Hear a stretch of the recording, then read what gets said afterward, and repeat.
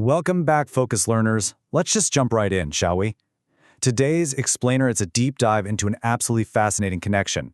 We are looking at the theological entity of Iblis, the unseen world of the jinn, and the actual mechanical workings of black magic, which is also known as seer. We have some incredibly rich historical and theological sources to unpack today. We're going to see how an ancient, pre-human rebellion basically laid the groundwork for a hidden system that has heavily influenced esoteric traditions for centuries. Think about it for a second.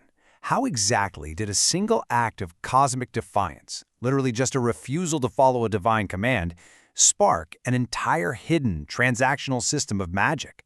As we're going to see from our sources, the origins of the dark arts aren't just the result of human curiosity. No, they are deeply tied to a deliberate, highly organized effort to exploit human weakness. We're going to trace this line all the way from the dawn of creation straight into the ancient Grimoires that codified these practices. Chapter 1. The First Cosmic Rebel. To truly understand the mechanics of magic, we have to start long before human history. All right, according to Islamic theological sources, a full 2,000 years before humans ever stepped foot on Earth, the planet was inhabited by beings known as the jinn. Now, when the first human, Adam, was created from clay, a divine command was issued to the angels to bow down to him. But one entity refused. That was Iblis. And a really crucial distinction our sources make here is that Iblis was not a fallen angel. He was a jinn. Actually, he had reached such an elevated status through his devotion that he acted as a teacher to the angels for centuries. But when he was asked to bow to this brand new creation, he completely rebelled, was exiled, and vowed a campaign of eternal revenge against humanity. The fundamental logic of this rebellion is laid out explicitly in the Quran, specifically Surah Al-A'raf 7:12. Iblis says, "I am better than he. You created me from fire, and him you created from clay." This is arguably the very first recorded expression of arrogance and superiority in this cosmic history. Iblis uses his own reasoning, basically that his essence of fire is inherently superior to earthly clay, to justify his disobedience. He completely misses the larger truth of the divine command, blinding himself with his own pride. So let's firmly define Iblis based on the text. He is a jinn created from Marij, which translates to the strongest, purest form of smokeless fire. Following his rebellion, he became the ultimate leader of the disbelieving jinn, entirely dedicated to misguiding humans. But esoteric traditions offer a really fascinating alternate lens on this. In the text Tawasin, the mystic Mansur al-Hallaj suggests that Iblis was majnun, meaning crazy or maddened by his loving devotion to God. It is absolutely staggering to consider. In this esoteric view, Iblis refused to bow simply because he couldn't bring himself to prostrate to anyone other than the divine, willingly accepting eternal punishment just to affirm his absolute, singular devotion. It's a massive philosophical contrast to the orthodox view of pure arrogance. Section 2. The Unseen World of Jinn. Let's look at their nature and exact capabilities. The capabilities of the jinn are extensive and frankly terrifying. Because they're made of smokeless fire, they easily remain unseen by us. And just like humans, they have completely free will, meaning some are believers and some are disbelievers who align with Iblis. They're capable of shapeshifting too.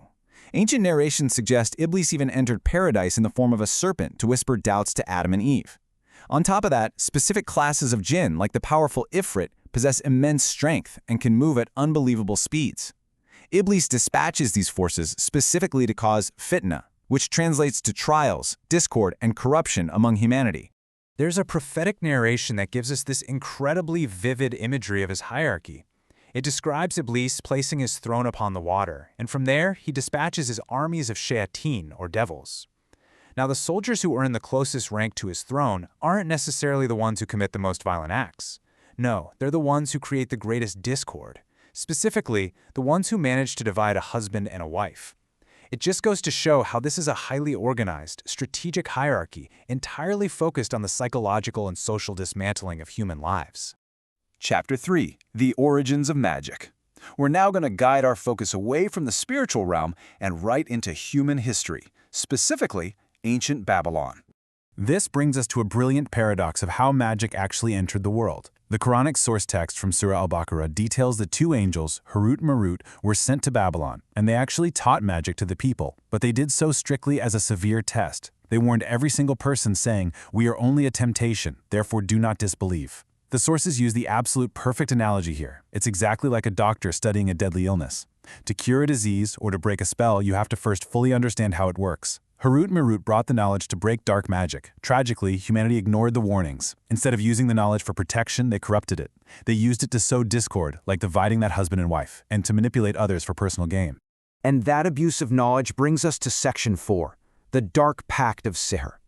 The sources make it undeniably clear. Sihr is a transaction. It's a pact of mutual loss.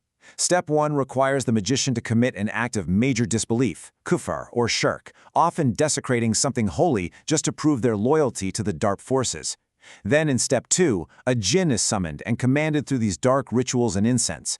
For Step 3, the magician actually has to worship, bow to, or sacrifice to that jinn in exchange for favors, things like harming an enemy or securing wealth. But Step 4 reveals the true nature of the trap. The jinn might grant a fleeting, worldly favor, sure, but their ultimate goal is accomplished, permanently stripping the magician of their faith and dragging their human soul into hellfire. To show you just how tangible and feared this practice was historically, our sources point to a highly specific, chilling anecdote recorded in Sahih al-Bukhari. The Prophet Muhammad himself was once targeted by a spell cast by a man named Labid bin al-Asam. The anchor for this bewitchment wasn't just spoken words. It utilized physical, everyday objects. We're talking about a comb, the hair stuck to it, and the pollen of a male date palm. These were then hidden deep at the bottom of a well called Darwan. It really highlights that magic was perceived not just as an abstract, spooky idea, but as a very real physical manipulation of worldly elements bound with unseen forces. Chapter 5, Grimoires and Esoteric Traditions. Let's explore how these unseen practices were codified into physical books over the centuries. Over time, these comprehensive Arabic grimoires were compiled, and they detailed exact correspondences with the unseen world, planetary hours, and the names of spirits. The most famous, and arguably the most infamous and feared of these, is the Shams al-Ma'arif, or the Sun of Knowledge, attributed to Ahmad al-Buni. This massive text dives deep into letterism, which is the power of specific Arabic letters, the names of God, and intricate methods to construct talismans. It's one of those texts that has been simultaneously revered by esoteric practitioners and strictly condemned by Orthodox scholars. Our sources provide a fascinating objective contrast between the two main viewpoints on this. The Orthodox Islamic view is completely unyielding. Sihr is strictly forbidden. It is an act of polytheism, it dooms the practitioner's soul, and importantly, it holds absolutely no independent power. It can only cause harm if God permits it as a test. On the flip side, the esoteric view found in texts like the Shams al-Ma'arif attempts a really dangerous tightrope walk. These traditions believe they can actually harness these unseen forces using the holy texts themselves, relying on the protective names of God and precise astrological timing to bind and command jinn to manifest human desires. So, the crucial point here is how these esoteric traditions actually recontextualized sacred scripture for talismanic magic. Consider these specific examples from our sources. To cast a spell of love, practitioners would use Surah 2039 simply because it contains the literal phrase, "I cast upon you love." To gain immense wealth or kingship, Surah 326 would be inscribed on gold since it speaks of God giving sovereignty. They extensively use Surah 27 acting as a proxy for the Prophet Solomon, using his exact words to command spirits to come in submission. And on the darker side, to cause physical harm, they would anchor verses describing divine punishment, like Surah 11:102, to physical materials like lead or owl bones. It really is the ultimate manipulation of the sacred for the material. And this brings us right to the core of the phenomenon. Section 6. The ultimate human test. I want to leave you with this final, provocative thought to chew on.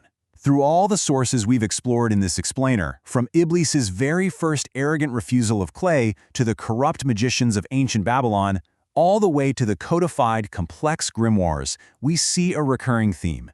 The unseen forces don't compel humans by force. They operate through whispers, temptations, and the tantalizing promise of fulfilled desires. Iblis's true weapon isn't necessarily his supernatural fire, it's his ability to exploit human weakness, greed, and arrogance. So you have to ask yourself, is the true danger lurking in the ink of an ancient spell, or is it residing quietly within our own human vulnerabilities? Thank you so much for joining me on this deep dive. Keep learning, keep questioning, and I'll see you in the next explainer.